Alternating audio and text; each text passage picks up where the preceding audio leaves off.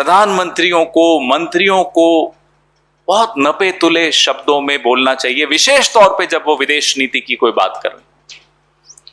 आज हम क्यों इस विषय को फिर से दोहरा रहे हैं, आज हम क्यों आपके सामने फिर से यह वक्तव्य लेकर आ रहे हैं, इसका कारण क्या है? डेप्सांग और हॉट स्प्रिंग को लेकर जो 13वां दौर कोर कमांडर्स की वार्ता का हुआ वो विफल हो गया। चीन डेप्सांग से, हॉट स्प्रिंग से पीछे हटने को अब मना कर रहा।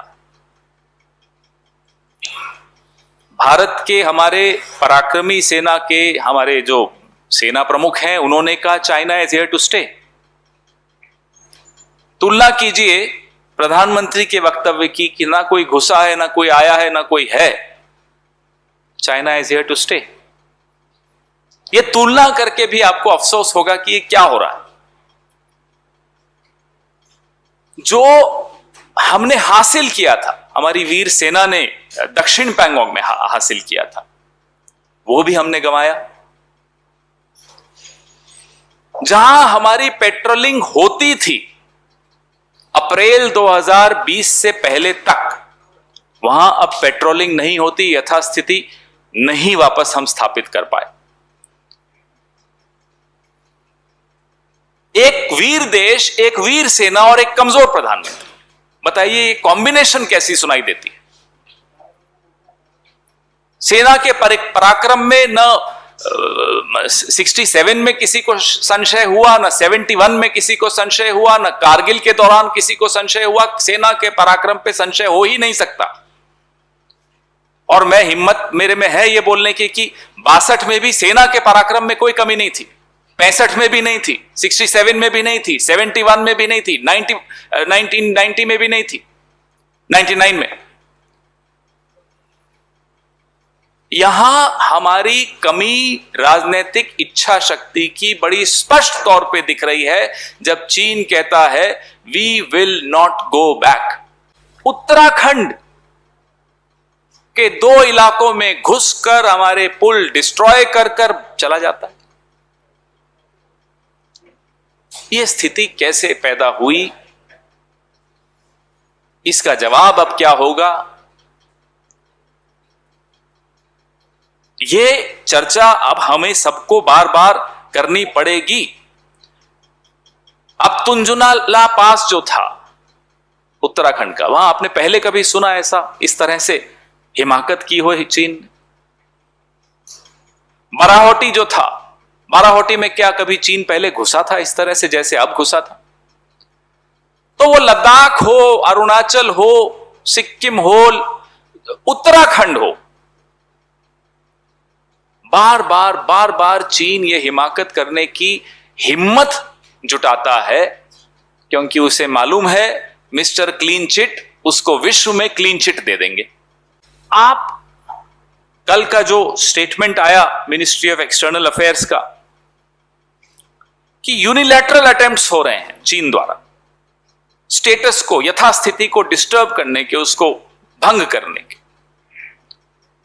इस स्टेटमेंट को आप तुलना करिए 19 जून 2020 के से। मैं बार बार 19 जून 2020 का वो दिन आपको स्मरण कराता रहूंगा क्योंकि वह दिन इस देश के इतिहास में एक काला दिन या काला अध्याय माना जाएगा जब देश के एक प्रधानमंत्री ने दुश्मन को क्लीन चिट दी और वो गलत क्लीन चिट थी।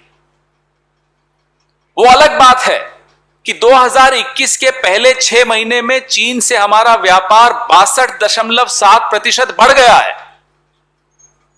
आप बताइए, दुश्मन देश रिकॉर्ड तोड़ व्यापार 62.7% बढ़ जाना व्यापार का एक दुश्मन देश से कैसे संभव होता है? क्योंकि मिस्टर क्लीन चिट ने clean chit they the.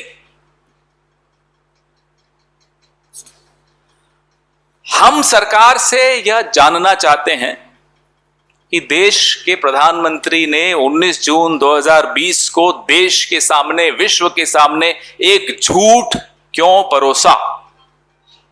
Why did the Prime Minister of India lie to the nation, to the world, giving a clean chit to China, a misplaced clean chit to China? 100 PLA के सैनिक उत्तराखंड के 5 kilometre भीतर घुसकर बाराहोटी और तुंजुनला पास में कैसे घुसकर आए और पुल तोड़कर वापस गए। अगस्त 30, 2021 आप ही लोगों ने रिपोर्ट किया था। यह संभव कैसे हुआ? यह क्यों संभव हो रहा है कि लद्दाख, उत्तराखंड, सिक्किम, अरुणाचल प्रदेश में बार बार चीन आकर अपना इंफ्रास्ट्रक्चर मजबूत कर देता है? 2005 की एक एग्रीमेंट मनमोहन सिंह जी के वक्त हुई थी, उससे पहले भी 4 एग्रीमेंट्स हो चुकी हैं। 93 की एक एग्रीमेंट थी, बॉर्डर पे कैसे को एग्जिस्ट करना है उसको लेकर, कैसे साथ साथ समन्वय के साथ रहना है बॉर्डर पे, उसको लेकर क्या हुआ उन एग्रीमेंट्स का? आखिर क्या कारण है कि 5 एग्रीमेंट्स जो हिंदुस्तान और चीन के दौरान पिछले दशकों में हुई, आखिरी मनमोहन सिंह जी के वक्त 2005 में हुई, जो बड़ी अच्छी एग्रीमेंट मानी जाती है विश्व समुदाय द्वारा,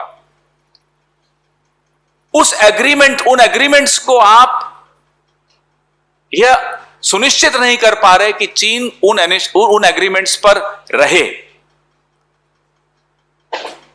you have diluted those 5 agreements between India and China, the last one being under Dr. Manmohan Singh in 2005, on how to coexist on the borders. Why is this weak government unable to make sure that China adheres to these agreements also? We have a brave nation, we have a brave army, and the army has repeatedly proven its track record of bravery, whether it's 62, 65, 71, 67, 1999 during Kargil. Every time the army has proved its ability, its competence.